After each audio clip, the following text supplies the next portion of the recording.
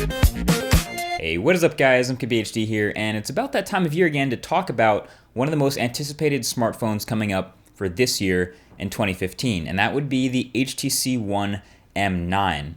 So the HTC One M8 that came out last year is already one of the most well-liked phones of 2014, and it's also one of the most popular. I gave it an award in my Smartphone Awards 2014, and it continued to drive the conversation about build quality in smartphones with that aluminum unibody design, and of course, my favorite, the boom sound front-facing speakers, which were dope as usual. So you can expect the next HTC One M9 to keep a lot of what made the HTC One M8 so good and so popular, like the metal and like the boom sound front-facing speakers. So here's the question. With phones getting so much bigger and screens getting huge and all these smartphones we see, can you make this screen on this smartphone bigger without making the whole phone huge? See, the thing about the HTC One is it's already a pretty big 5-inch screen, and then you add those huge speakers up top and on the bottom, so it's pretty large, and the power button up top has always been a little bit hard to reach, I guess especially if you have small hands. Well, to answer this question, we actually have, thanks to some pretty trustworthy looking leaks, a super clear look at the HTC One M9's design. So right off the bat, you're gonna notice, yep, it's still metal, that all aluminum unibody enclosure is still there. And you also notice the buttons are moved around. So the volume buttons are now moved over to the right-hand side of the device, and they're now separated.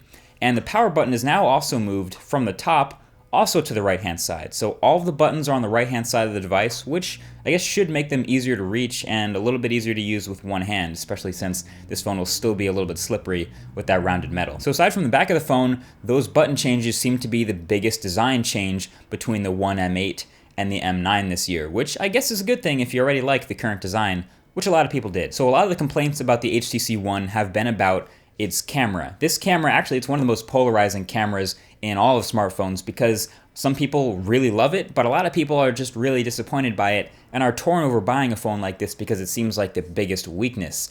The HTC One M7, the first generation when it first came out, had this ultra pixel camera. So 4 megapixels, which is supposed to be better in low light. This optical image stabilization did really well, but overall the photos and videos it took were pretty meh. They weren't always spectacular. A lot of times people did get great results, but it was super hit or miss.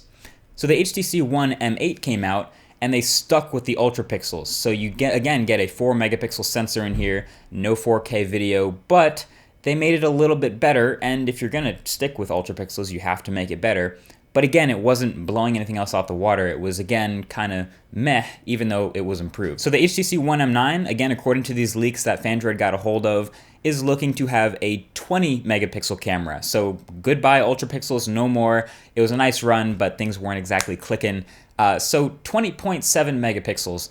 It's likely looking to be one of those same Sony sensors that we've seen in the Sony Xperia series, capable of producing extremely nice looking photos and videos, and 4K videos now, of course, too. Obviously, it's a really high megapixel number, and they don't have to go all the way to the other extreme with it. I personally would have liked to have seen maybe an 8 megapixel larger sensor that still has big pixels, but I'm okay with them going full on 20 megapixels. Hopefully it's really, really good, and I'm looking forward to seeing what kind of results you get out of it. A lot of people have also mentioned it's not the prettiest camera module in the world on the back of that phone, but then again, neither was the HTC One M8's. That's not pretty either. And smartphone cameras in general don't look that good on the back, although, you know, it doesn't really matter all that much. I just kind of want the pictures to look good. So with these new design improvements, basically button improvements, and the new Snapdragon 810 or 805 chip, both really good.